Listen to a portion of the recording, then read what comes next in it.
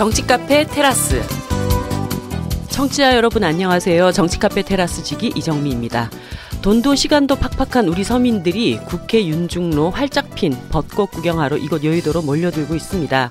아마 국회가 시민들에게 가장 사랑을 받는 데가 아닌가 싶네요. 네, 제 옆에 오늘도 박홍순 선생님 나와 계십니다. 네, 안녕하십니까. 네, 꽃 구경 한번 가셔야죠. 인연이 별로 없습니다. 오다가 그냥 길거리에 핀 거 몇 개 봤습니다. 꽃 구경을 못하면 매아주라도 한 잔. 네, 좋습니다. 네, 얼마 전 인터넷을 달군 한 편의 동영상이 있었습니다. 미국의 한 방송사에서 제작한 몰래카메라였는데요. 마을 식당에 자폐아동과 함께 식사를 하러 가족이 들어옵니다. 자폐아동은 시끄럽게 떠들거나 옆 테이블의 식사를 방해하는데요. 이럴 때 주변 이웃의 반응을 살펴본 프로그램이었죠. 우리나라엔 250만 장애인들이 살고 있습니다. 그중 발달장애 인구수는 20만 명. 대부분 중증장애인데다가 90%가 가족이 돌보고 있습니다. 모든 국민은 인간다운 권리를 가진다는 헌법조문은 장애인의 삶의 현실에도 이루어지고 있을까요? 정치카페 테라스 24번째에서 다뤄보겠습니다.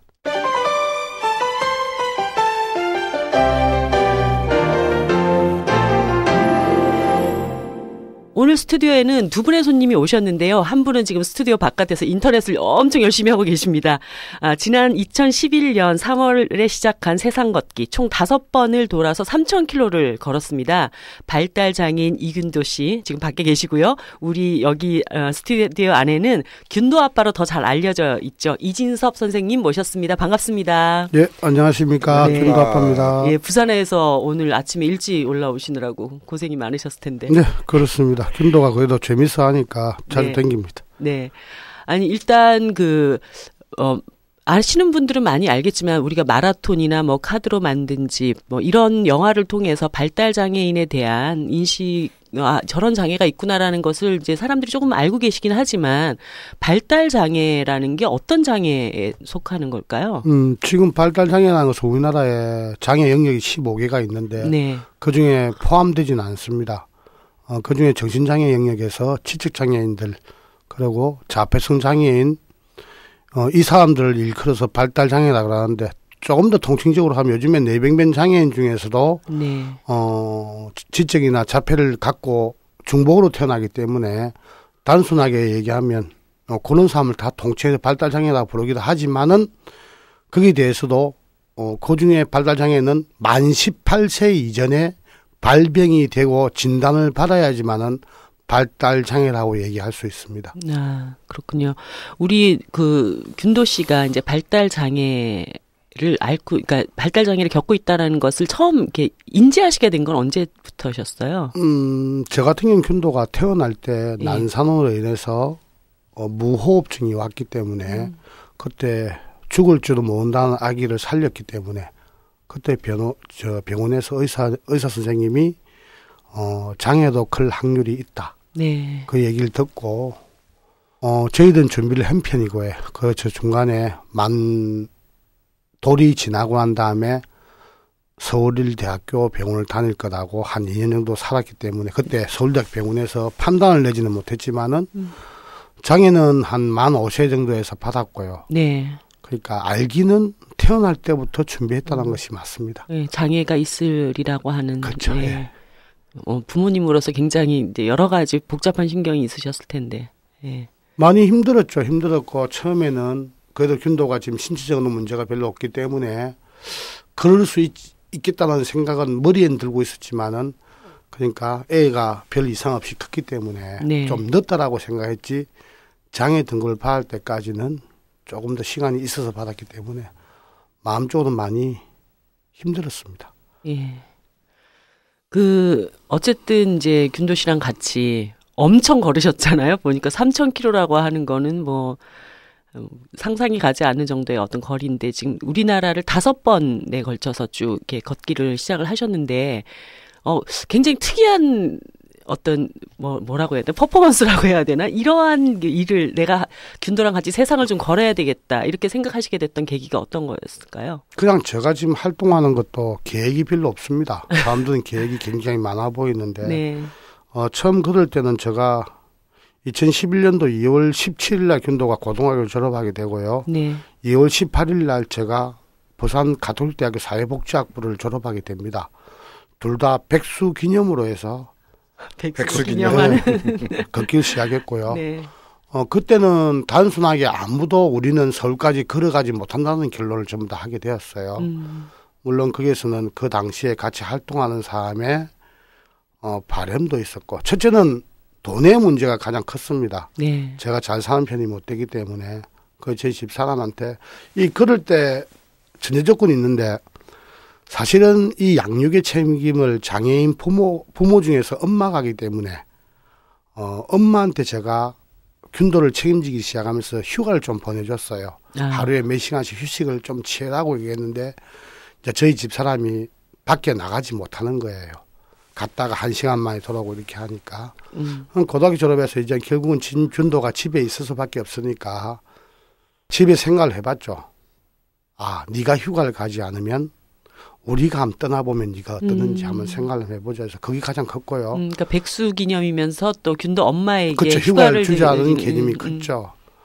그래서 서울까지 간다고 생각을 하진 않았고요. 그냥 계획은 언론에서 자꾸 얘기를 하니까 계획이 낸 것이지 원래는 계획이 없었습니다. 네. 이제 밀리가 올라오다 보니까 지금 어찌 보면 이거는 맨 처음에 내 마음속에는 대구까지 갈 수 있을까는 의문부호가 있습니다. 네. 근데 가는 곳마다 사람이 나오게 되고 그 사람들이 그 하루를 걸어주다 보니까 조금 등 떠밀려서 그렇다고 생각하는 것이 저는 그렇습니다. 이게 우리 애들이 물론 제가 하고 싶은 꿈은 지금 지나고 나니까 포장이 되어 있는데 그 당시에는 그렇지 못한 것이 사실입니다. 그럼에도 불구하고 굉장히 많은 언론이 이제 그 균도와 균도 아빠의 이 세상 걷기에 대해서 관심을 가지면서 단순히 그냥 걷는 게 아니라 이분들이 사회적으로 무언가를 얘기하고 있다라는 걸 계속 보도를 했잖아요. 그 핵심적인 어떤 내용이 어떤 거였는지도 좀 얘기를 해주세요. 저는 맨 처음부터 지금까지 끝을 얘기하지만요. 도보 시위라고 얘기를 하고 있습니다. 네. 우리가 왜 여기를 걸을 수밖에 없고 그런 이유를 2011년도엔 공교롭게 그 당시 저희들 걸을 때 장애아동복지지원법이 국회에 계류 중이었습니다. 네, 그 당시. 그리고 통과될 기미가 전혀 없었고요. 우리나라에는 많은 복지법이 있는데 장애 아동에 대해서는 케어될 수 있는 복지법이 없습니다. 네. 아동복지법은 장애 아동을 제외한 사람들의 얘기에 대해서 이해하고 있고요. 장애인 복지법은 성년 장애인 중심이에요. 네. 장애 아동에 대해서는 아무것도 케어할 수 없는 법안이 없기 때문에 그것을 가슴팍에다가 대고 걸었던 거죠. 그 서울까지 오다 보니까 2011년도에 4월 달에 장애인 달에 대표인물로 균도가 선정이 되기 시작하면서도 네. 균도가 요구하는 것을 통과하다는 계기가 됩니다. 아, 예. 저는 그렇습니다. 지금도 몇 차례 걷다가 우리가 얘기하는 것은 다 이룬 편이거든요. 그런데 내용적으로 들어가면 썩 나아 보이진 않은 것도 현실이기도 합니다. 네. 저는 근데 그 뭐 여러 가지 의미가 있겠고 지금 말씀하셨듯이 뭐 발달 장애인법 제정을 촉구하기 위한 시위의 의미가 있었다. 그런데 그런 의미 말고 이렇게 인터뷰하시는 거 듣다 보니까 제 가슴을 뭉클하게 했던 것은 세상에 보여주기 위해서 걷는다. 근데 그 보여준다는 게 항의 뭐 이런 촉구 의미가 아니라 이 아이들이 발달장애 아이들이 이 세상에 살아가야 되는데 그러면은 사회 속에서 서로 접촉을 해야 된다. 그러면은 우리 주변에 늘 있는 아이들이라는 거를 많은 사람들이 알게 해줘야 될 필요가 있다. 그래서 일부러 그 불편하고 여러 트러블이 생겨도 식당에 자꾸 데려간다고 하시더라고요. 네. 그걸 이제 보통 일반 사람들에게 자연스러운 걸로 그런 아이들이 우리 곁에 있는 것을 자연스럽게 느끼도록 만들고 싶다. 그 말에 저는 굉장히 감동을 받았어요. 그게 사실, 참 타당하다. 네, 저는 목적이 뭐냐면요. 우리 부모들 중에서 카메라가 들어온다든지 이럴 경우는 애를 다 숨겨져 버려요. 그렇죠. 예. 문제는 뭐 그런데 사람들 다 알아요. 집 주변에 우리 애는 장애라는 얘기를 다 얘기를 안 하는데도 불구하고 네. 다 알고 있는데 부모는 그냥 숨는 데 익숙해져 있는 거예요. 저는 긴장 우리 균도가 미래에 살 곳이 사회라고 생각하면 균도 문제를 자연스럽게 보여주는 것이 맞다라고 생각을 했기 때문에 저는 균도를 통해서 발달장애 문제를 제대로 언론을 통하지 않고 다른 사람을 설득하는 것이 필요하지 않겠다는 생각을 했습니다. 그래서 일부러 아침에 복잡한 곳에 가서 밥을 먹게 되고요. 네. 또 그리고 가장 보이지기 좋은 곳에 가서 일부러 밥을 먹어요. 왜? 사람은 언론을 통해서 보이는 것보다는 직접 경험하는 것만큼 좋은 것은 없거든요. 예. 그 자연스럽게 하는 행위도 있었고 지금도 하고 있습니다. 근데 사실 우리나라에 엄청 많은 이제 장애인들이 있는데 이제 균도 아버지 말씀대로 장애 아동들에 대한 어떤 복지법이 굉장히 늦게 이것도 통과가 됐고 그조차도 사실은 상당히 허점이 많은 법안으로 그렇죠. 이제 얘기가 되고 있잖아요. 근데 이것은 결국 장애 아동들에 대한 책임은 온전히 부모가 짊어질 수밖에 없는 어떤 사회적인 현실을 그대로 보여주는 일이라고 생각이 들어요. 특히 이제 장애인 아들을 키우면서 엄청 여러 가지 이제 어려움들이 많으셨을 거고 이럴 때 사회가 어떤 부분들을 제대로 좀 이 문제를 해결해 나가야 되는지에 대한 문제의식도 많이 생기셨을 거라고 보여지거든요. 지금 저희 나라 법 중에서요. 아무리 장애인 복지법이 통과되고 발달장애인 통과가 된다라고 해도 기초법의 부양 의무제 제도 자체가 폐지가 되지 않으면 우리가 쓸 곳이 없습니다. 네. 저는 개인적으로 사회복지사로 일을 하고 있고요. 균도를 통해서 장애인 쪽에 일을 하고 있는데 늦게 학업을 시작하셨더라고요. 그러니까 네. 부산가족대학 2007학번이니까 늦게 생각했죠. 그런데 이 사회복지 공부를 하다 보니까 이제 문제가 되는 것이 기초법 부양 의무제 투쟁을 해야 되겠다는 생각을 했었어요. 지금 발달장애인법이 통과가 된 상태도 불구하고도 온전한 책임을 가정에다가 매일 수밖에 없는 거고요. 그리고 지금은 애가 장애 1급이다 그래도 부모가 한 달에 한 4천만 원 이상의 소득이 된다라고 하면 거의 자부담의 원칙을 네. 가져오고 있습니다. 저는 최소한 가정으로 책임을 국한시키지 말고 나라가 책임져야 되는데 나라에서는 장애인이 표가 안 되는 것 같아요. 내가 봐도. 저는 그런 논리가 아니면요. 네. 이럴 수는 없다고 생각이 듭니다. 최소한 우리나라 소득이 2만 불이 넘어 3만 불이 다 돼가고 있는데 네. 이런 논리 최소한 전 균도가 지금은 성인으로 삶을 살고 있는데도 불구하고 아직까지 부모가 책임지다는 것은 좀 맞지 않다. 복지국가를 건설하고자 하는 지금 정권이 전혀 다른 얘기를 하지 않고 있는 생각을 하고 있습니다. 그 청취자분들을 위해서 지금 부양 의무제라는 말씀을 하셨는데 구체적으로 그게 어떤 제도를 얘기하는 건지 좀 설명을 해 주시겠어요? 부양 의무제 가장 문제점은 뭐냐 하면 일단 부양 의무제가 어떤 건지. 제가 수급자가 되기 위해서 기초 수급자가 되기 위해서는 자기하고 일촌간의 금융재산을 오픈을 하게 되어 있습니다. 그 사람이 같이 살든지 안 살든지는 그 사람들의 소용이고 사실 우리나라에는 일촌간이라면 자식이라든지 부모가 될 건데 부모들이 재산이 있을 경우에는 부양비로 간주해서 수급자의 탈락을 시킵니다. 내하고 연락이 되지 않는 아들이 있거나 아빠가 있어도 인정이 되는 것입니다.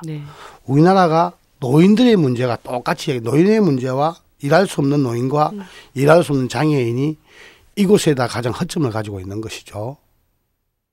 그러니까 가족이 기본적으로 부양에 책임이 있다. 1차의 책임을 가족이 지라. 그들이 함께 한 가족을 이루고 살든 안 살든 뭐 연락을 한 10년 동안 끊고 살았어도 어쨌든 서류상에 그런 가족이 있다면 그 부양 의무는 나라가 아니고 기초적으로는 이제 가족이 책임. 그런데 이제 가장 큰 문제가 있는 것이 요즘같이 핵가족화 되고 있고 자기 먹을 건 자기가 근거히 살아가는데도 불구하고 수급비를 준다 해서도 그 사람이 얼마를 벌면 그 이상을 너가 책임지라 하고 말만 수급자지.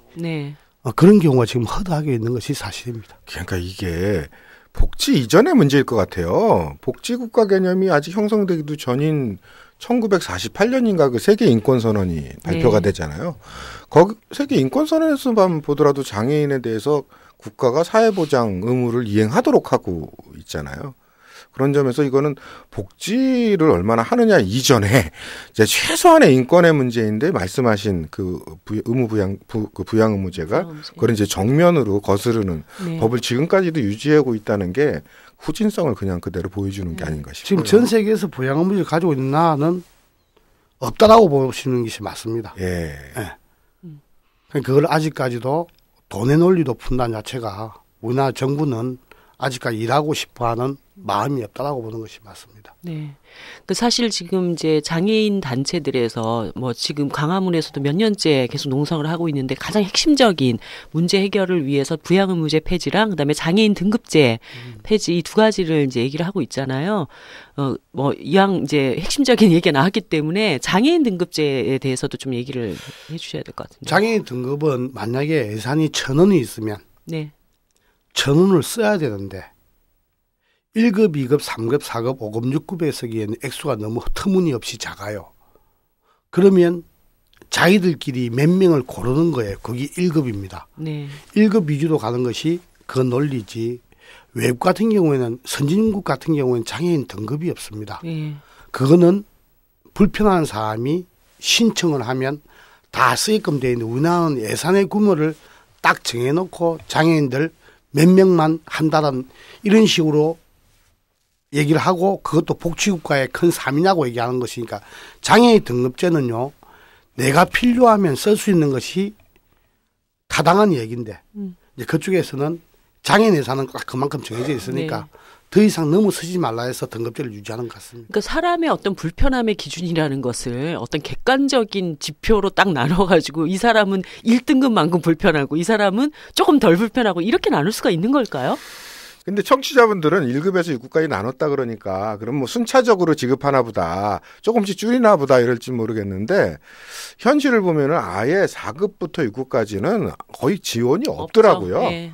1, 2, 3급 정도에서 이렇게 좀 점점 적어지는 정도가 있고 나머진 없는데 4, 5, 6급은 왜 만들어놨는지도 모르겠어요. 근데 그나마도 1, 2급 거의 1급이 거의 다 대중을 가져가고요. 네. 이제 활동보조 지원 제도가 2급까지 확대가 되면서 2급이 좀 얼마 정도 받는 것이지 지금도 장애인 연금에 있어도 수급 대상도 1급, 2급이 전부 답니다. 아, 이게 3급부터 아예 없다고. 그렇죠. 3급은 뭐 한 3만 원 정도 이 정도 얘기를 하는 거고. 3급은 굉장히 지원이 뭐 그렇죠. 낮은 걸로. 어찌 보면 우리나라는 이제 중증장애인, 경증장애인이 나오는데 1급부터 3급까지가 중증장애인이고 네. 4급도 있고 경증장애인인데 균도 같은 발달장애인은 4급이 없습니다. 다 중증으로 분류하긴 하지만 그 역시 마찬가지로 안에 세부적으로도 1급, 2급은 체중증, 3급들은 이렇게 나눠서 별 혜택은 별로 없습니다. 그게 현실입니다. 네. 어쨌든 지금 이 장애인들에 대한 부양 의무제, 그 다음에 등급제 폐지에 대해서 많은 분들이 좀 관심을 가져주시고 이게 어떻게 보면 장애인들을 어떤 등급으로 나눠서 지원을 얼마만큼 해주고 아까 뭐 예산 말씀을 하셨지만 모든 장애인들이 불편함을 최소화시킬 수 있는 어떤 그런 제도로 정착이 돼야 되는데 이걸 뭐 어떤 사람에게는 조금 더 지원을 해줘서 어떤 사람은 덜 지원해줘서 이렇게 해서 그런 불편을 해소할 수 있다라는 발상 자체를 좀 바꿔야 되지 않을까 이런 생각이 들고. 그런데 그 예. 지원마저도 가족이 책임질 능력이 있으면 네. 아무리 체중증이다 그래도 안 해줍니다. 예. 그러니까 이 두 가지가 굉장히 이렇게 이상하게 연결되어 있는 잘못된 제도라는 점 이것을 우리 청취자분들이 많이 좀 알아주셨으면 좋겠습니다.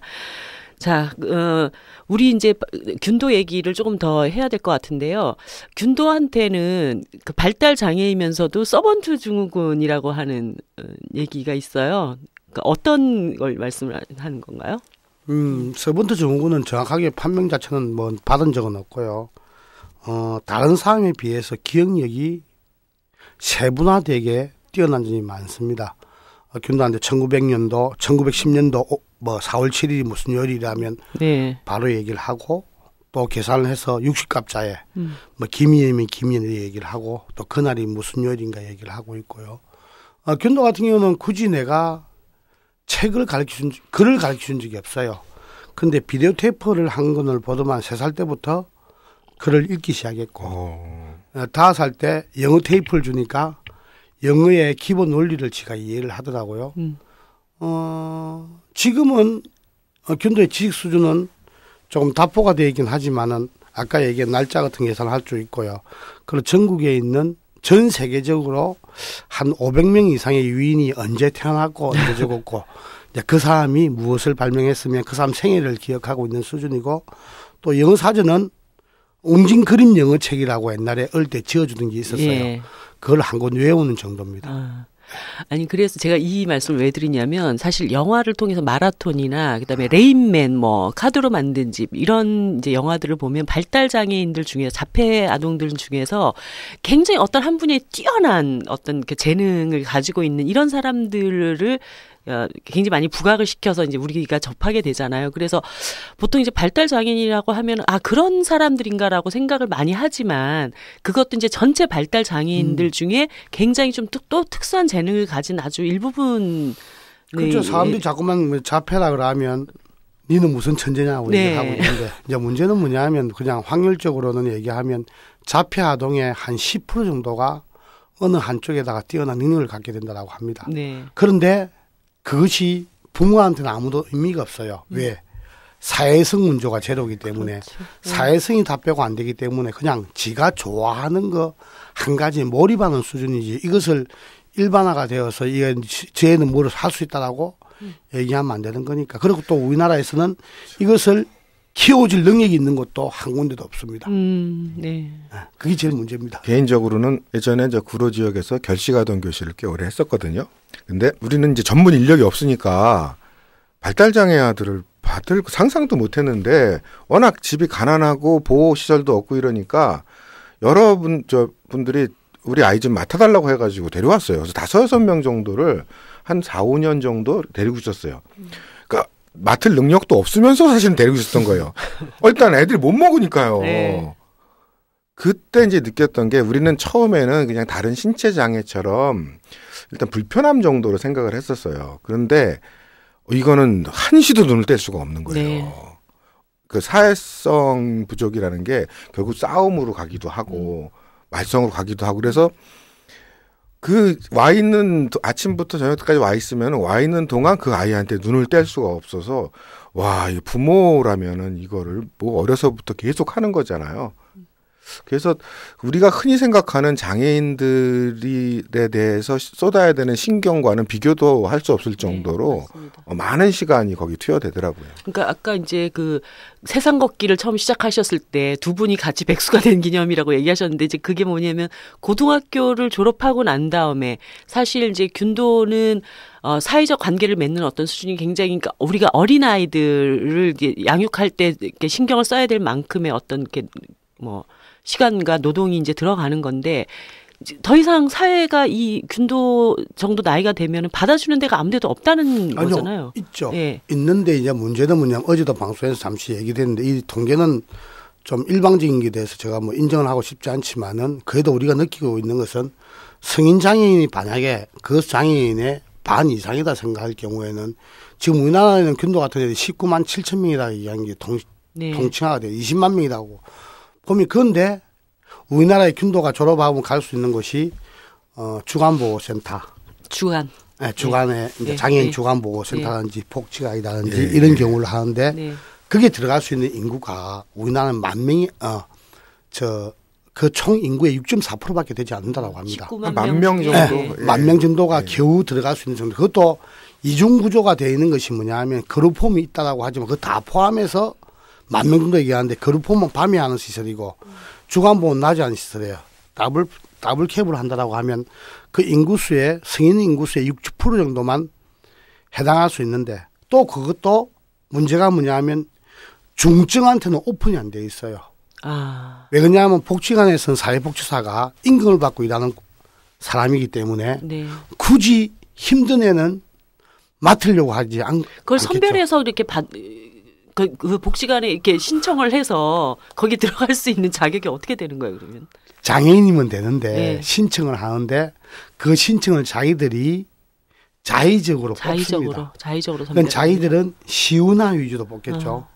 그러니까 실질적으로 지금은 우리가 고민해야 될 중점이 뭐냐 하면 발달장애인 1급들은 실상적으로 갈 곳이 없어요. 균도가 1급이거든요. 네. 균도 같은 경우는 이제 역시 마찬가지 과잉 행동이 있는 예. 성인이기 때문에 누구를 팬다든가 누구를 때린다든가 네. 또 이렇게 한다든가. 지금도 사회사고도 많이 일어나고 있다 아닙니까? 얼마 전에 발달장애인 아동이 옆에 있는 아동을 해갖고 죽인 사건도 지금 나왔었고 그는 사회운동이 사회적으로 일이 많다 보니까 조금 더 과잉 행동하는 애들은 갈 곳이 없다는 거예요. 지금 그런 거는 말하자면 엄마나 아빠나 어느 한 명이 몰입을 할 수밖에 없는 구조를 지금 만들어가고 있는 겁니다. 지금은 제가 하는 얘기는 뭐냐면 아직까지 더 많은 시설이 나와야 되는데 장애인 쪽에서는 이런 관심이 전혀 없습니다. 제가 보기에는 주간보호 시설도 말도 안 되게 부족한 것도 문제지만 아까 그 결식하던 교실하면서 한 5-6명 아이들 4-5년 데리고 있어 왔잖아요. 네. 이제 뭐 능력도 없이 했으니까 시행착오도 참 많았어요. 그런데 처음에 한 5-6개월 정도는 다른 애들하고 부딪힘도 많고 싸움도 많고 다른 애들이 놀리니까요. 근데 한 5-6개월 지나고 나서부터는 자기들끼리 어울리는 거예요. 정말 잘 어울리고 그다음에 오히려 밖에 데리고 나갔을 때 다른 아이들이 이 발달 장애 아이들을 보호해 주는 거예요. 그래도 한 5-6개월 같이 있었으니까 한 1년 지나니까 동네에 결식하던 가구가 아니라 멀쩡한 집들에서 우리 아이 좀 맡아달라고. 왜 그러시냐 했더니 얘네들이 너무 빨리 호전되는 거예요. 사회성이나 이런 것들이 굉장히 막 호전이 되는 거예요. 그래서 느낀 게 장애인이라고 그 아이들끼리만 모아두면 안 된다 이거. 이게 이 사회에서 통합적인 뭐 시스템이나 프로그램이 있어서 보통 사람들하고 어울릴 수 있는 기회들을 많이 줘야지 빨리 호전되는 것 아닌가. 하여튼 이런 경험적이긴 하지만 그런 생각이 좀 들더라고요. 그래서 주간 보호시설도 필요하지만 보통 사람들과 어울릴 수 있는 이런 프로그램들이 많아져야 되지 않는가. 지금은 논리상으로는 참 좋은 지적을 해주시는데요. 균도가 제하고 세상을 걷다 보니까 사회성이 많이 발전이 된 겁니다. 학교도 그런 논리에 의해서 통합학급을 하긴 하는데요. 애들은 준비가 다 돼 있어요. 네. 그러니까 오히려 애들은 그 은혜를 자연스럽게 받아들이고 금방 받아들이고 내가 그 애를 위해서 희생을 하겠다는 얘기도 하고 있는데 그 부모들이 문제라는 거죠. 그 부모들이 그 애하고 같이 놀면 왜 저하고 노느냐라고 부모가 따지고 부모가 선생한테 항의를 하기 시작하는 거예요. 얘들은요 초등학교 들어가면 너무너무 우리 애들은 잘해요. 그렇게 자연스럽게 유치원이라는 교육을 통해서 배워왔는데 그 가정에 있는 부모들이 문제라는 거죠. 왜? 애들이 1명, 2명이기 때문에 장애인으로 노는 것을 별로 안 좋아하거든요. 그래서 균도 같은 경우는 밀리다 보니 성인이 되고 나니까 혼자가 되는 거예요. 네. 그 혼자의 얘기를 하고 싶어서 걷기 시작했습니다. 네. 그러면 지금 어쨌든 이제 균도는 그런 주간보호 시설은 다닙니다. 다니고 있어요. 네. 네. 그럼 거기서는 주로 어떤 프로그램들을 하나요? 이것도 문제가 뭐냐면 균도는 글도 알고 뭘 아는데 자, 한 반에 균도 반에 20명이에요. 네. 20명인데 사회복지사는 2명입니다. 그러니까 자기들이 할 수 있는 내용을 일반화를 시키다 보니까 균도한테 한글을 가르치라든가 컴퓨터를 가르치다 이렇게 균도는 하니까 하품 나겠네. 균도는 하지 못하니까 혼자서 받고 나와버린다. 왜 그러냐면 이 장애인 교육은요 1:1 교육은 아니겠지만은 개별화가 돼야 되는데 우리나라는 그냥 일방 주입식으로 흘러가다 보니까 균도가 거기에 대해서 재미를 못 느끼는 거죠. 그리고 균도한테 받아쓰기 해라 그러는데 균도는 아침에 신문을 주면 그 신문에 오탈자를 찾아내는 아한테 그 받아쓰기 해갖고 되겠습니까? 근데 우리나라는 아직까지 장애인 교육이나 이런 교육은 그냥 주입식으로 남다 보니까 균도는 복지관에서도 어울리지 못한 아이로 있다 보니까 제가 시간을 내어서 자주 사회 구경하는 것이 낫겠다 싶어서 이 행동을 많이 하고 있습니다. 이제 그런 교육 프로그램도 교육 프로그램이지만 성인이 되었기 때문에 일정하게 또 노동할 권리도 필요한 것이잖아요. 이런 문제는 지금 어떤가 현실이? 우리나라는요 장애인을 고용을 하게 되면 고용수당도 주기 이렇게 하지만요 결국은 얼마 동안에 지원을 하다가 일반 경영사회에 노출시켜 버립니다. 왜? 돈을 벌지 못하면 도태시키듯이. 네. 대표적인 사례가 마라톤의 형진군이 그런 케이스거든요. 네. 원래는 정부회사에 다녔었는데 얼마 동안은 그 애한테다가 고용장려금을 줬는데 고용장려금이 끝나고 난 다음에 그 애가 갈 곳이 없었어요. 그 내용이 지금 사회적으로 알리지 않았지만은 그 내용이 일반화되다 보니 균도 역시 마찬가지로 얼마 동안은 지원이 되겠지요. 되는데 그 기간이 끝나버리면 경쟁사회에 노출시켜버리니까 안 된다는 겁니다. 저는 균도하고 노동하는 것도 지금 자꾸만 고민을 하고 있는데 사실 노인 일자리 중에서도 길거리에 풀 뽑는다든지 네. 이런 거는 가능하다고 생각이 들거든요.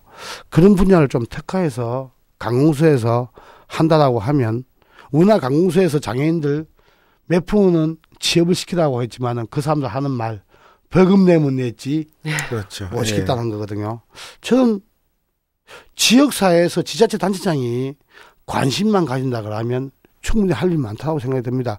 그럼 그것이 마지막에는 꼭 경쟁사에 노출이라는 그런 단수 조항이 있으니까 힘든 것이지 노동에 대해서는 그냥 즐기듯이 하는 노동.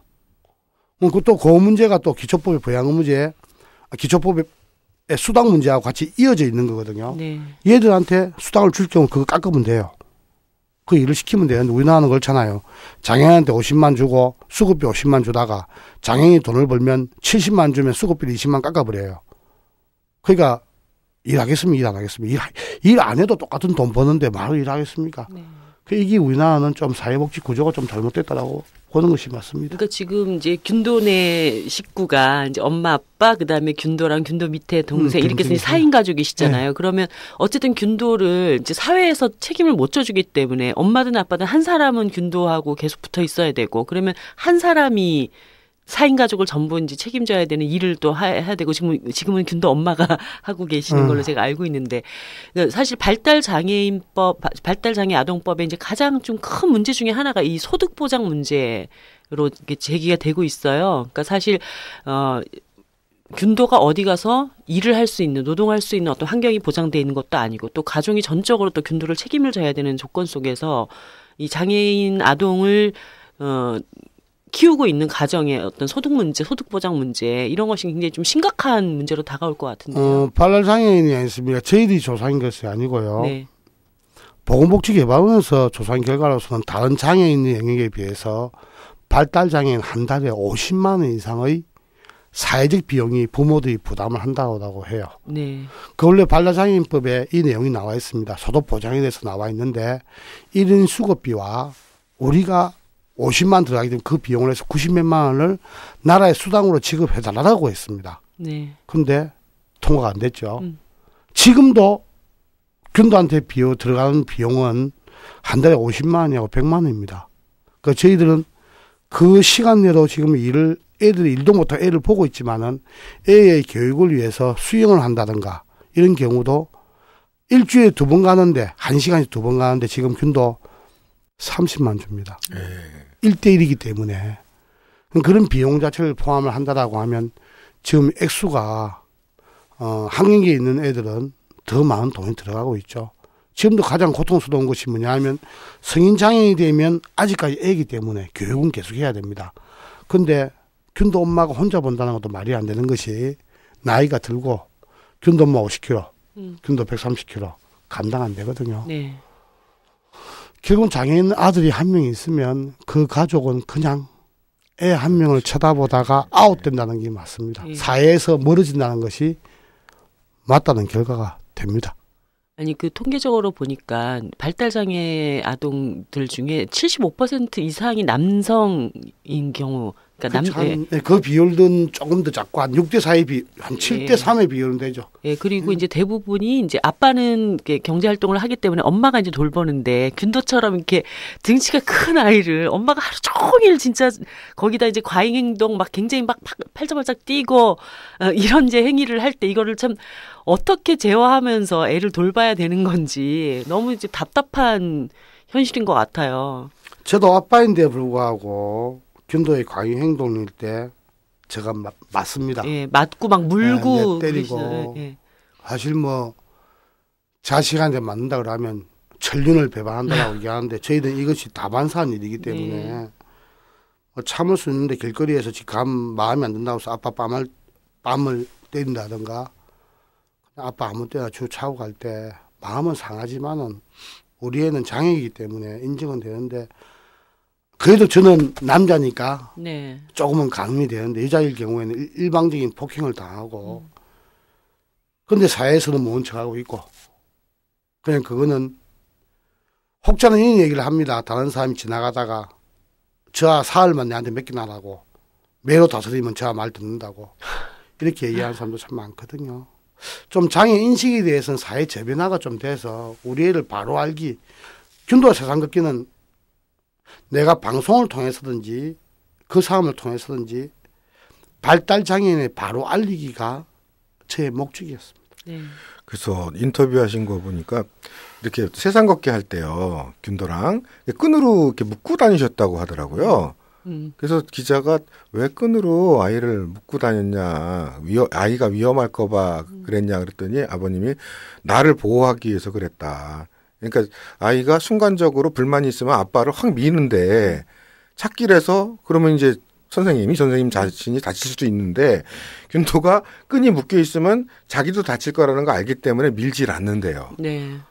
그거 보면서 참 속이 굉장히 상했는데 그거보다 좀 이렇게 좀 마음이 좀 짠한 얘기긴 하지만 지난 몇 년 사이만 보더라도 발달장애 아동을 이렇게 보호하던 아빠나 엄마가 아이를 죽이고 부모 스스로도 자살하거나 네. 아니면은 또 발달장애 형을 죽이고 동생이 또 자살하거나 뭐 이런 경우들이 감당을 못하는 거죠. 네. 그러니까요. 감당을 못한다는 게 어떤 의미인지가 이렇게 다가오는 것 같아요. 그래서 아버님도 도저히 힘들어가지고 균도 데리고 바닷가 앞에 가셨다면서요. 같이 죽으려고 했는데 균도가 아빠 살려줘요 이러는 걸 듣고 그때 균도가 알았을까요? 근데 그 그때 아버지 마음을 그때 아버님이 하신 말씀이 전 되게 인상적이었어요. 그때 알았다. 내 인생이 균도 인생이 아니라는 걸 그런 말씀하셨던데 그렇죠. 힘든데 또 한편으로 내가 힘든 거와 아이가 힘든 것이 또 등치될 수는 없는 거니까 그 심적인 갈등이나 고통이 우리가 상상하는 것 이상일 것 같아요. 근데 그거를 왜 이 사회를 쥐락펴락하는 인간들은 모를까요? 왜 모를까요? 사실 저 같은 경우는요. 물론 내가 그냥 일기를 쓰고 있긴 하지만요. 제가 밝히지 않은 것이 몇 가지가 있어요. 예. 제가 죽으려고 한 것도 있지만은요. 저는 내 속으로 내가 세상에서 이제 발달장애인 부모 중에서는 알려진 사람이고 내 핸드폰 번호는 다 알고 있어요. 그래서 뜬금없이 이런 전화가 옵니다. 균도 아빠 죽고 싶어요. 새벽에 부산서부터 해갖고 전라도까지 간 적도 있어요. 그 부모님 만나러 막아보려고. 네. 예. 그 뜬금없이 전화가 오고 지금도 전화 오는 사람이 있어요. 고맙다고 얘기도 하고요. 저는 죽으려고 하는 사람 5명 이상은 말겠을걸요. 제 역시 마찬가지로 매일 높은 곳이 올라가면 균도와 같이 올라가면 뛰어내릴까라는 충동이 분명히 있습니다. 예. 제부터가 그래요. 다른 사람 오죽하겠습니까? 제가 집이 1층입니다. 위에 있으면 2층은 못 살아요. 혹시 다른 마음을 물을까 싶어서 그렇게 하고 있는데 참 답답한 현실이죠. 그만큼 왜 우리 부모가 죽으려고 하느냐 하면 부모가 모든 걸 다 책임지라고 나라는 얘기하고 있으니까 우리는 이렇게 선택할 수밖에 없는 거예요. 만약에 사회복지 서비스가 완벽하게 갇혀있다고 하면 부모 이런 얘기 안 합니다. 부모가 소원이 왜 지혜보다 하루 더 살아야 된다는 얘기는요. 달리 얘기하면 국가 내고 못 믿겠다는 거예요. 네. 국가 내고 못 믿으니까 내 눈에 안 걸릴 때까지 내가 데리고 있다가 내 죽으면 니 가축자는 이 소리거든요. 이거는 사회복지의 큰 맹점이라는 겁니다. 왜 우리나라는 아직까지 우리 부모한테 발달장애인을 메울 수밖에 없는 부분에 대해서 조금 더 고민하고 실질적으로 많은 서비스 내용이 나오지 않으면 더 죽는 사람, 앞으로 더 많은 사람이 죽을 것이라고 저는 예상을 하고 있습니다. 그러니까요. 발달장애인이 20만 명이라고 하는 건 그 가족까지 치면은 거의 100만 명이 네.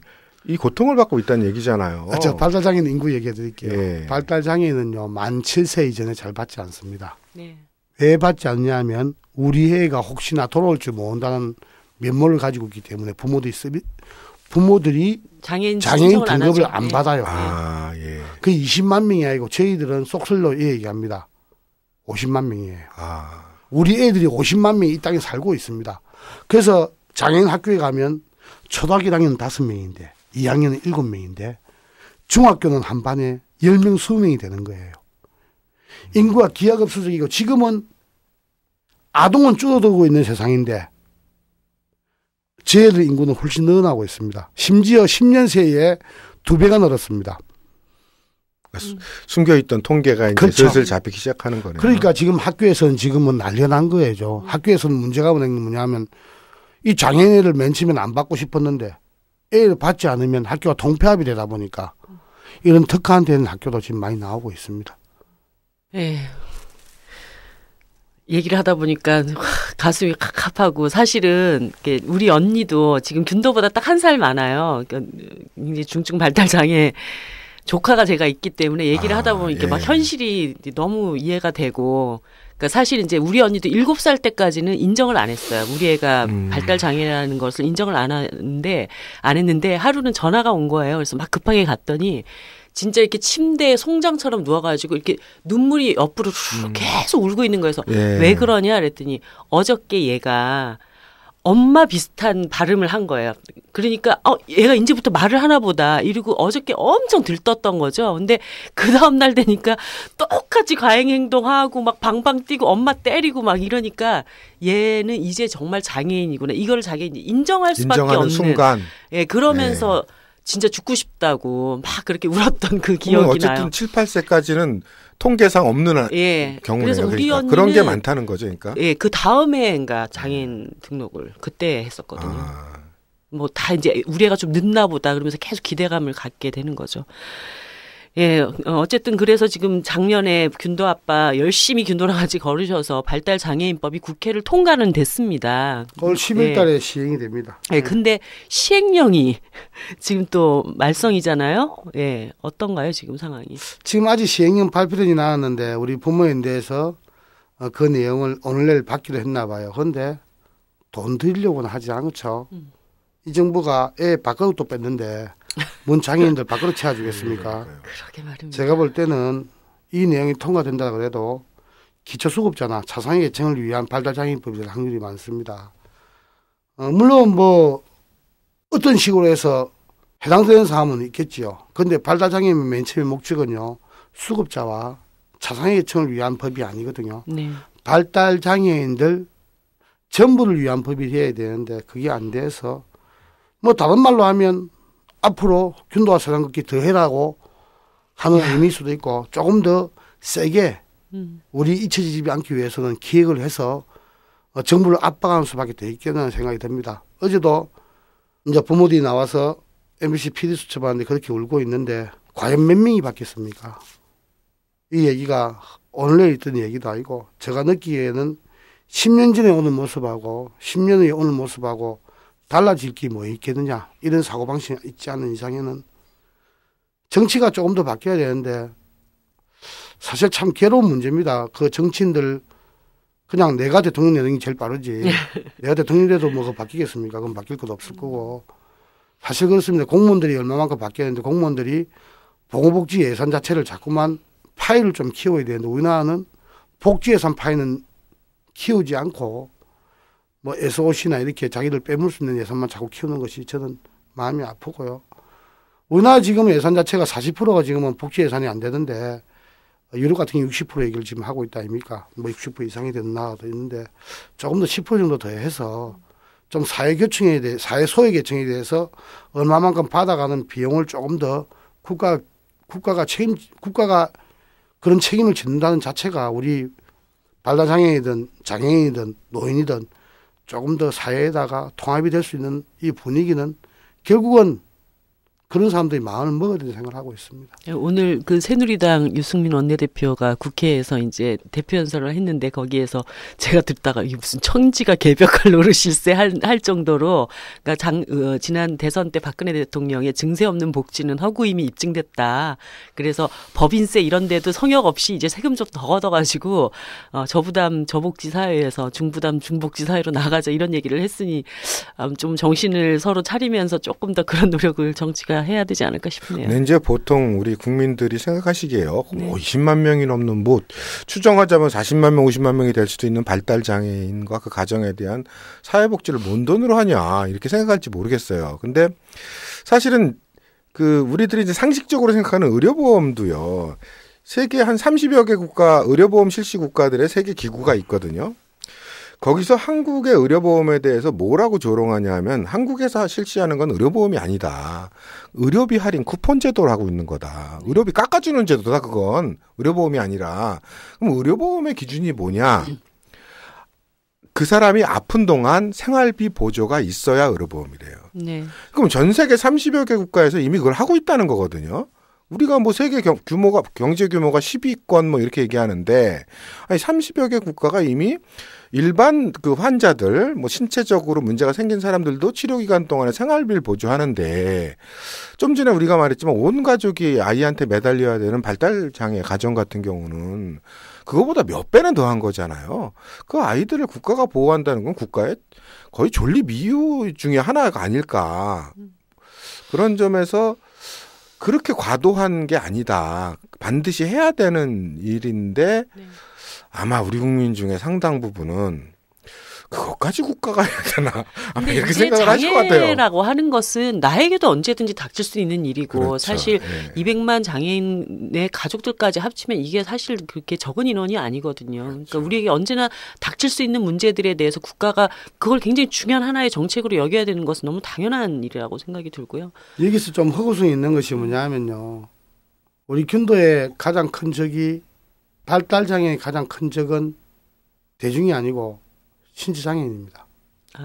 왜 그런 얘기를 내가 하냐면 예산의 규모가 얘들이 자꾸만 말을 하기 시작하면 예산의 규모가 커집니다. 네. 그럼 어디 예산에서 빼겠습니까? 다른 장애 예산에서. 그렇죠. 다른 장애인 예산에서 빼기 참 때문에. 야비하다. 정말 야비하다. 그래서 국가에서는 네. 그렇게 하다 보니까 다른 장애인 영역이 우리가 운동하는 걸 싫어합니다. 그러니까 야비하네요 정말. 저희가 하는 얘기는요. 파일을 키우자는 데서 얘기를 하고 있는데 복지부에서는요. 그렇게 장난을 칩니다. 있는 예산을 서로 어떻게 쪼개 그렇죠. 먹느냐라고 하는 걸로 접근하면 이런 문제가 발생할 수밖에 없죠. 그러니까 보수화된 장애인들이 균도하고 저하고 제일 싫어합니다. 왜? 발달장애인은 뭐 더 달라고 얘기하니까. 더 주면 자기들 가져갈 게 없잖아요. 네. 전체 예산의 규모를 그렇죠. 키우는 방향으로 가야겠죠. 그래 내가 금방도 얘기했지만 사회복지 예산은 지금 40%에서 50%가 되지 않으면요. 우리에 대한 대책할 거 없습니다. 지금 현재 장애인 예산은요. 보수화된 장애인이 모든 거의 분야를 다 통치기 하고 앉아 있습니다. 그쪽에서 국회의원도 2명 나오잖아요. 누구 대변하겠습니까? 우리 애들 대변하겠습니까? 대변 안 합니다. 왜 내가 우리 균도하고 같이 그래야 되는 이유가 그거 나와 있는 거예요. 나는 국회의원 설득할 마음 없습니다. 대중을 설득하고 싶어서 균도화 상급기를 하는 겁니다. 또 어느 정도의 성과도 얻어냈고요. 네. 좀 더 이거 듣고 있는 계신 분들이 진짜 그런 얘기를 하지 않고 내가 버는 데에서 세금을 좀 더 내겠다는 이런 운동을 하지 않으면요. 복지 예산은 능하지 않습니다. 물론 월급 받는다고 자기 사업하는 힘든 거 아신 거 알아요. 그렇지만 국가가 내 미래를 책임진다고 하면 저는 내일이라도 내 보험 안 들어갑니다. 그럴 필요 없잖아요. 세금으로 메어진다고 하면 내가 그 노후보험 와도 들 이유가 없잖아요. 그걸 자꾸만 우리는 세금이라 생각하면 안 되고 내 노후 자금이라 생각하셔야 되는데 그렇게 돼야 된다고 생각을 하고 있습니다. 예. 조금 다른 얘기로 넘어가 보려고 하는데요. 지금 엄청난 소송 중에 계십니다. 뭐 우리 균도랑 같이 세상 얻는 것도 힘들고 바쁘실 텐데 법정 소송까지 또 하시고 있는 어떤 내용인지 간단히 좀 소개를 해주시죠. 균도가 태어난 곳이 고리원전 3km고에 네. 우리가 평생을 살아온 것이 고리원전 6km 정도 됩니다. 균도가 92년도에 발달장애를 갖고 태어나고 발달장애는 아까 전에 내가 전차에 했는 것이 어려웠는데 거기에 대해서 증명된 것은 하나도 없습니다. 네. 그리고 그 원인도 없으니까 원자력에 주변에 태어나고 2007년도에 같이 살고 있는 장모님이 위암을 발생하게 되고 2011년도에 제가 직장암을 발생하게 되고 2012년도에 제 집사람이 갑상선 암을 발생하게 됩니다. 네. 우리 기장 지역이 다른 지역보다 굉장히 공기가 좋아요. 좋은데 부산 시내 어느 지역보다 평균 수명이 낮습니다. 우리가 다른 곳보다 가지지 않는 것은 고리원전밖에 없습니다. 예. 그래서 그게 고리원전하고 우리 가정의 문제하고 암발병의 원인 문제가 있다라고 해서 제가 2012년도 7월 3일 날 소송을 제기했습니다. 네. 그래서 2014년도 10월 17일 날 인정을 받았죠. 균도하고 니하고는 아무 문제 없고 갑상선 암에 대해서는 네. 문제 있다. 무슨 문제냐 하면 한손이 얘기하는 이하의 기준치에만은 받는 사람이 틀릴 수가 있으니까 거기에 대해서 인정한 전 세계에서 유례없는 판결입니다. 네. 그 판결을 제가 받아낸 상태입니다. 그것으로 인해서 기장 지역의 갑상선 암을 앓고 계신 많은 분들이 이 그 법원의 판단에 의해서 영향을 굉장히 많이 받으셨을 텐데요. 그러고 난 다음에 저 소송과 별개로 공동 소송할 사람을 모집을 하게 됩니다. 네. 지금은 모집한 사람은 기장 지역은 260명, 전국적으로 550명이 같이 하게 됩니다. 네. 그런데 문제는 뭐냐면 기장 지역이 260명이다 하지만 그거는 원전 10km만 딱 끊었고요. 네. 10km 넘는 사람 받지를 않았습니다. 예. 10km 그 인근에 있는 사람을 포함하거나 법원에 참여하는 사람을 포함하게 되면 600명이라는 숫자가 저희 사무실에 연락을 오게 됩니다. 250명을 계산해 보니까 다른 지역보다 2.5배의 갑상선 암 환자가 있더라고요. 아, 발병률이요? 네, 발병률이. 그러니까 이게 제가 맨 처음에 시작했을 때도 집사람이 갑상선 암을 수술을 받게 될 때 이제 원전 근처에 있는 병원에 수술을 받게 되었는데 돌아보니까 우리 동네 사람이 많은 거예요. 네. 그래서 제가 얘기를 했죠. 그 병원에다가 우리 동네 사람들이 암 환자가 많은데 그 자료 좀 줄 수 있냐고 했는데 우리나라 제일 좋은 말 하는 거 있죠. 개인정보법 위반. 네. 그 줄 수 없다 그래서 제가 알아낼 수 있는 방법이 유일한 것이 소송이었습니다. 소송을 해서 한 자리 언론을 하게 되고 근데 아무도 관심이 없더라고요. 내가 소송인 건데. 네. 근데 이기고 나니까 관심을 많이 가져줘서 지금은 얼떨떨하기도 해요. 뭐 MBC가 JTBC 워낙 세계에서 유례가 그렇죠. 없다고 하니까 기대를 안 했겠죠. 응, 네. JTBC에서 이제 손석희 아나가 하는 말은 우리나라 원자력 발전소가 지을 수 있느냐 없느냐를 가장 세게 막는 사건이 이 소송이다. 네. 이 소송이 이기는 게 결론이 나면 이제는 우리나라 원자력 발전소에 짓는 거 힘들지 않겠느냐고 얘기하는 데에서 내가 그래도 참 의미 있는 일을 한 가지 했구나. 그렇죠. 의미 있는 소송을 하셨죠. 그러니까 이게 무슨 후쿠시마 원전 사고처럼 무슨 원자력 발전소가 터지는 것도 문제지만 일상적으로 사람들의 건강에 이런 결정적인 치명적인 그 영향을 미치고 있다라는 거를 밝혀낸 그런 사건이잖아요. 그 원전에서 얘기를 하죠. 한 번씩 하는 얘기가 원전은 그렇게 안전하고 깨끗한데 왜 이런 짓을 하냐라고 하지만은 저는 그 말도 믿어요. 사실 원전에 대해서 나오는 거 관리 잘하면 아니습니까? 좀 낫다라고 생각하지만은 일본이나 미국 같은 경우에는 지자체가 관리를 하고 국민이 들어가서 안전한지 안 한지 판단하지만은 우리나라는 참 재밌습니다. 가동하는 것도 원자력 안전관리위원회 9명이서 투표로 결정하게 되고 또 국회의원도 함부로 들어갈 수 없는 곳이 그곳입니다. 믿겠습니까? 그리고 그 많은 사람들이 원전에 일하고 있는 사람 몇 명이 가짜 부품을 넣고 블랙아웃이 돼도 아무도 말하지 않는데 저는 후쿠시마를 통해서 원전이 얼마나 위험한 줄 알았습니다. 좀 힘들지만은 또 거기도 깔려 있는 것이 발달장애인 균도를 잡았던 이유가 발달장애인 문제를 잊지 말아달라고 해서 이은 사건이기 때문에 이 소송 얘기도 제가 제목이 있습니다. 균도와 세상 걷기 법원으로 가라. 네. 네, 그 편입니다. 지금도 아마 제가 또 떠들썩하게 해둔 것이 뭐냐면 균도와 세상 걷기를 해외편은 아마 소송편이 또 진행이 될 겁니다. 왜 이렇게 자연스럽게 발달장애인을 고민을 하고 내가 환경운동을 하는 만큼 너희도 발달장애인 문제에 대해서 좀 관심을 가져달라. 네. 이런 토의 하나입니다. 네. 근데 그 재판부 판결문을 봤더니 이렇게 또 토를 달아놨더라고요. 그동안 한수원이 한국수자력 발전소가 방사선량을 기준치 이하로 낮추는 것을 유지해왔던 노력이 있기 때문에 그것을 사서 갑상선암과 방사선이 관련이 있다라고는 인정하지만 1,500만 원만 그러면은 지급하라. 아니 어떻게 암과 연관돼 있다고 하면서 1,500만 원만 지급하래요. 그래서 그 원인이 제가 제가 항소했던 원인도 네. 그 이유가 아니 그래서 저는 이해가 안 가는 게 방사선 기준치 이하라는 게 도대체 근데 이게 어느 정도 설득력 있는 거고 방사선의 기준치라는 말 자체가 자연적으로 있는 방사선 양을 넘어서는 모든 것들은 다 위해한 거 아닌가요?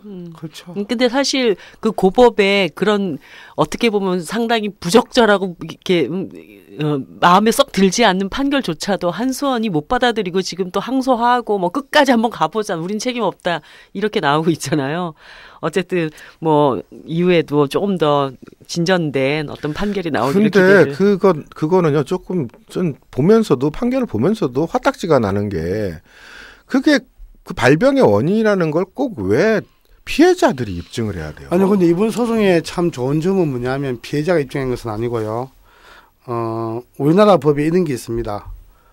가해자 측에서 입증에 대한 그런 논리가 있거든요. 그 논리를 처음 받은 사건입니다. 아 근데 직장암이라든가 이거에는 해당이 전혀 안 됐잖아요. 그거는 연구 결과가 없다 해서. 아무튼 뭐 병도 알아야 되고 연구도 해야 되고 입증도 해야 되고 다 해야 우리나라에서는 국민들이 하여튼 너무 웬만한 분야 똑똑해야 다 돼. 전문적 지식을 다 알아야지만 돼요. 네. 살아가려면.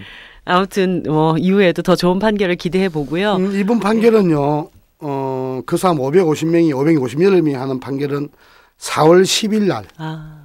며칠 안 남았네요. 네, 4월 10일 날 오후 2시에 그 판결을 시작이 되고요. 네. 그다음 재소송은 2심은 5월 13일 날, 5월 20일 날 네. 역사적인 고등법원에서 부산 고등법원 시작이 됩니다. 조금 더 관심을 좀 가져줘야 되는데 1심 소송할 때는 아무도 오는 사람 없습니다. 내 혼자서 준다고 손잡고 싸움했습니다. 네. 좀 관심을 좀 가져줬으면 좋겠습니다. 네. 많은 청취자분들의 관심을 부탁드립니다. 자, 마지막으로 얼마 전에 책을 내셨습니다. 우리 균도. 책 제목이 우리 균도고 책 표지에 균도 얼굴이 이만하게 딱 그림이 나와 있는데 책을 내시게 된 마음이나 계기를 좀 말씀해 주시죠. 책은 의식적으로 낸 것은 아니고요. 저는 원래 일기를 쓰지 않는 사람이기 때문에 균도 서장기를 처음 시작할 때 매일매일 느낀 점을 우리 저 장애인차별철폐를 대표하고 있는 박경석 씨가 네네. 비만이라는 것을 하고 있는데 균도 아빠 우리 저 별거 없으니까 네 일기라도 좀 연재 좀 해달라. 그래서 하기 시작됐습니다. 그냥 네. 매일 그냥 쓰셨군요. 일기 쓴다는 느낌으로 썼던 것이 아니 근데 제가 책을 봤을 때는 네. 문체가 너무 이렇게 뭐라고 해야 되나 이렇게 감수성이 철철 넘치고 되게 부드럽고 그래서 실제 그러실 줄 알았더니 완전히 경상도 사나이시고 저는요 이 글을 쓸 때 한 가지 원칙이 있습니다. 먹물처럼 행동하지 말자. 왜냐하면 우리나라 글을 쓰는 사람들이 굉장히 어렵게 쓰더라고요. 네. 그냥 장애인 부모가 보고 누가 봐도 이해가 할 수 있게끔 글을 써 내려가야 되는데 저는 아마 내가 쓴 글에선 전문적인 용어는 거의 제가 다 빼버렸어요. 네. 전문적인 용어는 쓰지 않고요. 일반 대중이 보고 일반 장애인 부모 얘기이기 때문에 다른 장애인 부모도 그걸 보고 내가 이렇게 살아왔기 때문에 내 당신을 위해서 노력하겠다. 너가 내가 같이 가자는 투로 얘기를 한 것입니다. 네. 이거는 정부에 있는 발달 장애인 부모를 위해서 제가 쓴 글이지 네. 다른 사람 쓴 글 아닙니다. 그러고 우리 균도가 이름이 고를균자의 길도자입니다. 네. 고른 길에서 일어난 사건을 적었기 때문에 균도하고 있었던 이야기가 그냥 아주 사소한 얘기지만 하루에 A4로 한 장이나 두 장 정도 쓴 글을 총 400편에서 빼내서 한 것입니다. 거기다 플러스해서 내가 소송한 얘기 이런 얘기를 담았는데 그래서 지금 읽어본 사람 중에서는 자기 얘기니까 우는 사람이 참 많다라고 합니다. 좀 더 지금은 제가 팔기 위한 책보다는요. 좀 더 우리의 발장애인의 문제를 다른 사람한테 간접적으로 보여주기 위해서 쓴 겁니다. 네. 저는 균도와 같이 앞으로도 계속 이 일을 할 것이며 네. 뭐 끊임없이 그냥 행동하는 사람이 될 겁니다. 내가 어느 정당에 있든 정당이 없고 밖에 나가 있든 저는 내 운동성의 문제는 균도와 함께 하기 때문에 계속 이 길을 걸어갈 겁니다. 저도 그 책을 하루 만에 다 읽었는데요. 사실 발달장애 이 아동을 키우는 부모들의 마음이 너무 절절하게 담겨져 있고, 그래서 많은 발달장애인의 부모님들 읽어보시고 용기도 많이 가지셨으면 좋겠고, 또 일반 시민들도 정말 우리 이웃이 이런 어려운 고통에 처해져 있을 때 국가와 사회가 어떻게 함께 노력해 나가야 될 것인가에 대한 질문을 많이 가져보시기를 저는 바랍니다. 예. 자, 이제 뭐 마지막 말씀을 좀 나눠야 될 것 같은데요. 얼마 전에 이제 제가 아는 장애인 친구가 한여름에 더워가지고 냉면 한 그릇 먹으려고 휠체어 끌고 나왔다가 결국은 모든 냉면집에 문턱이 너무 높아서 냉면 한 그릇 못 사 먹고 다시 돌아갔다. 정말 냉면 먹고 싶을 때 마음 편히 냉면 먹을 수 있는 그런 사회가 왔으면 좋겠다, 이런 얘기를 하던데요. 장애인 아빠로서, 그리고 어떻게 보면 이제 장애인 활동가라고도 말씀하실 수가 있는데, 우리 세상 사람들에게 우리 장애인 문제를 어떻게 바라봐야 할지, 그렇게 해주셨으면 하는지, 이런 당부의 말씀 좀 들어보고, 우리 또 박사님 말씀 들어보고 마무리를 할까 합니다. 근데 균도의 문제는요, 도와준다고 생각을 하지 말고, 내가 비장애인이라 그러면 말 그대로 비장애인의 문제는 장애인한테 당연히 해야 될 일을 하고 있다고 생각을 하고 있습니다.